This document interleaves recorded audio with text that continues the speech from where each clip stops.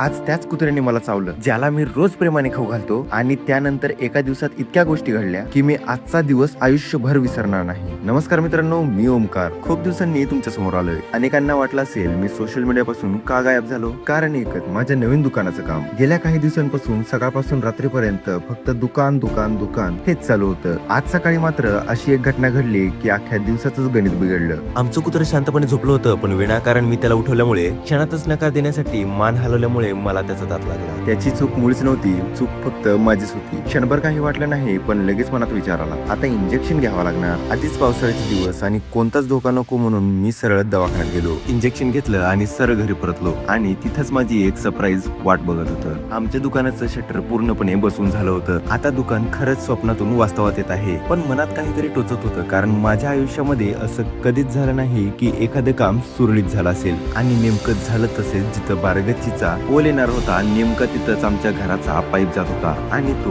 100% फुटला. असं वाटतं की प्रत्येक टप्प्याला आयुष्य माझी परीक्षा घेतंय. आता फक्त फरशा बसवायच्या बाकी आहे आणि मी उद्या किल्लारीला जात आहे फरशा आणण्यासाठी. तिथला माझा अनुभव कसा होता हे पाहण्यासाठी मराठी ब्लॉगला सबस्क्राईब करा. रामकृष्ण हरी.